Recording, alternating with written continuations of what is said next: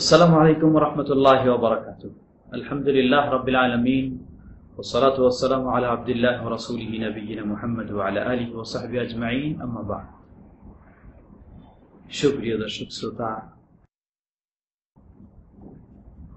আমরা রমাদান মুবারকের সিয়ামগুলি অত্যন্ত আগ্রহ, উৎসাহ, প্রেরণা নিয়ে পালন করার চেষ্টা করি,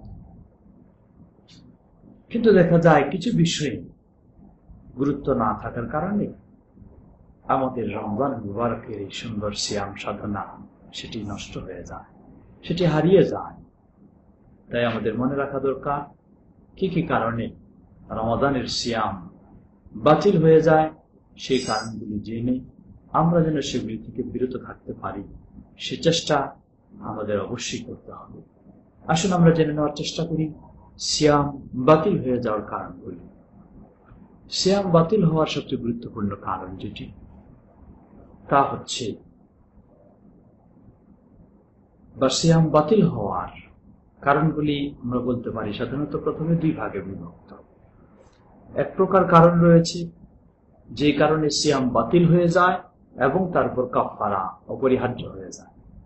দ্বিতীয় প্রকার কারণ হচ্ছে যে কারণে সিয়াম বাতিল হয়ে যায় কিন্তু কাফারা অপরিহার্য হয় না, বরং সেটি কাজা করতে হয়, আল্লাহর কাছে ক্ষমা চাইতে হয়। যেই কারণে সিয়াম বাতিল হয়ে যাবে এবং কাফারা অপরিহার্য, সে কারণটি হচ্ছে স্বামী স্ত্রীর মেলামেশা যদি ঘটে যায় সিয়াম অবস্থায়, তাহলে তাদের সিয়াম বাতিল হয়ে যাবে এবং কাফারাও ওয়াজিব হয়ে যাবে। সিয়াম বাতিল হলে কাফারাও ওয়াজিব হবে। কাফারা কি? তাদের কাফারা হচ্ছে একটা ক্রীতদাস আজাদ করা। মূলত এটি আমাদের পরিবেশী সমাজে এখন নেই। দ্বিতীয়, যদি সেটা সম্ভব না হয় তাহলে তাকে একাধারে ৬০ দিন বা ২ মাস সিয়াম পালন করতে হবে, একাধারে কোনো ছিন্নতা ছাড়াই। এটাতে যদি অক্ষম হয়ে থাকে তাহলে ৬০ জন মিসকিনকে, ৬০ জন দরিদ্র মানুষকে খাওয়াবে। এছাড়া অন্য কোনো কারণে যদি সিয়াম বাতিল হয়ে যায় তাহলে তার জন্য এ কাফারা অপরিহার্য নয়, যেমন সহিহুল বুখারীর হাদিস থেকে সেটি পাই আমরা। স্বামী স্ত্রীর মিলামেশা ছাড়া, মিলন ছাড়াও সিয়াম ভঙ্গ হয়ে যায় এমন কিছু কারণ রয়েছে, কিন্তু কাফারা ওয়াজিব হবে না। সেগুলি যেমন, কেউ যদি ইচ্ছাকৃতভাবে জেনে শুনে কোনো কিছু পান করে অথবা খায়, কোনো খাদ্য জাতীয় জিনিস, পানীয় জিনিস জেনে শুনে বুঝে ইচ্ছাকৃতভাবে কেউ পানাহার করে থাকলে তার সিয়াম বাতিল হয়ে যায়। মনে রাখতে হবে, আমরা অনেক সময় ভুল করে বসি, অনিচ্ছাবশত ভুল করে পানাহার করে ফেললে আমরা সিয়াম বাদ দিয়ে দিই, এটি ঠিক নয়। আল্লাহ রাসূল সাল্লাল্লাহু আলাইহি ওয়াসাল্লাম বলেন, যেটি সহিহ হাদিসে এসেছে, তিনি বলেন, তোমাদের কেউ যদি ভুল করে সিয়াম অবস্থায় পানাহার করে ফেলে তাহলে সে যেন তার সিয়ামকে বর্জন না করে, সেটাকে পূর্ণ করে। কারণ ভুলে তাকে তার পানাহার, এটি প্রকৃতপক্ষে আল্লাহ সুবহানাহু ওয়া তাআলা তাকে পানাহার করালেন।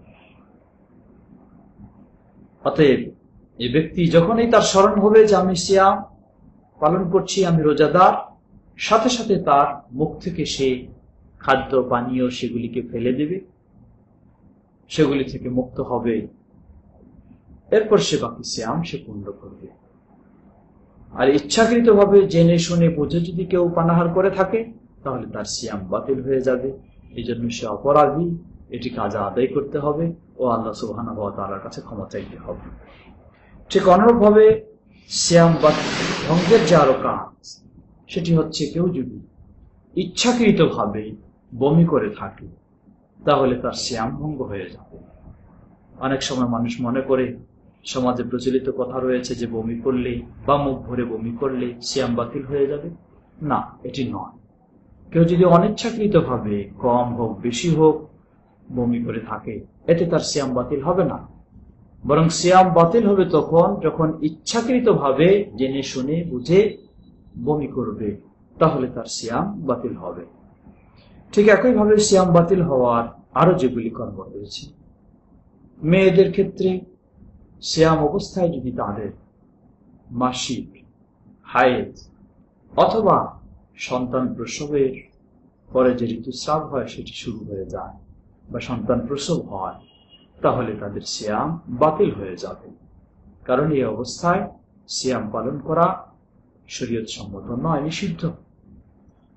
ঠিক একইভাবে সিয়াম বাতিল হতে পারে ষষ্ঠ কারণ বলতে পারি আমরা, বিশেষ করে যুব সমাজ যারা অনেক সময় নোংরা দৃশ্য বা বিভিন্ন কিছু দেখে উত্তেজিত হয়ে হস্তমৈথুনের মাধ্যমে বীর্যপাত ঘটিয়ে থাকে। যারা এই ধরনের ইচ্ছাকৃতভাবে হস্তমৈথুনে বীর্যপাত ঘটাবে,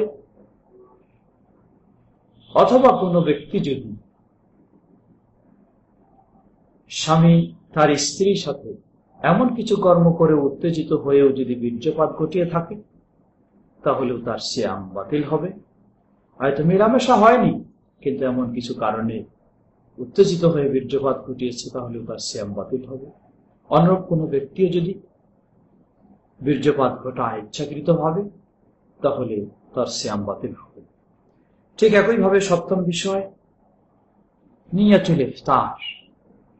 কোন ব্যক্তি যদি অন্তরে নিয়ত করে ফেলে যে আমি আমার সিয়ামকে ভেঙে ফেললাম, আর রাখছি না, তাহলেও তার সিয়াম বাতিল হয়ে যাবে, যদিও কিছু পানাহার নাও করে থাকে। কারণ রাসূল সাল্লাল্লাহু আলাইহি ওয়াসাল্লাম বলেন, লিকুল্লি ইমরিইম মা নাওয়া, প্রতিটি ব্যক্তির জন্য সেটাই যা সে নিয়ত করে থাকে। অতএব কেউ সিয়াম ভঙ্গ করার নিয়ত যদি করে থাকে, এ কারণে তার সিয়াম বাতিল হয়ে যাবে। অষ্টম বিষয় বলতে পারি সিয়াম ভঙ্গের আরেকটি বিষয়, আর রিদ্দা আনিল ইসলাম।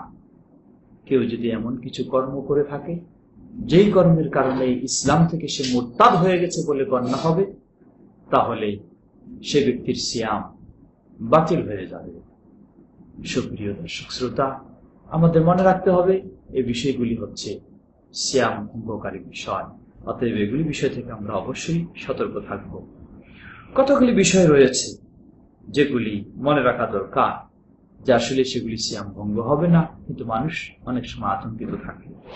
যেমন কোন ব্যক্তির হয়তো শবে সাদেকের পূর্বেই গোসল ফরজ হয়েছে, কিন্তু তিনি গোসল করতে পারেননি, সাহারির সময় হয়ে গেছে, সাহারি খেয়ে ফেলেছেন, ওযু করে সাহারি খেয়ে ফেললেন, এরপরে যদি ফজরের আযানও হয়ে যায়, এতে সাহারি তার সিয়াম ভঙ্গ হবে না, বরং তিনি এরপরেই সাথে সাথে তিনি গোসল করে ফেলবেন।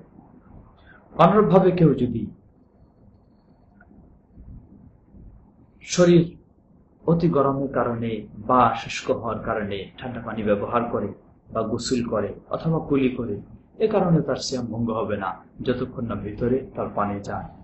অনুরূপ ভাবে কেউ যদি খাদ্য স্পর্শ করে, খাদ্য স্বাদ গ্রহণ করে, শুধু স্বাদ গ্রহণ করে, খাদ্য স্বাদ টেস্ট করে দেখে কিন্তু খায় না, তাহলে তার সিয়াম ভঙ্গ হবে না।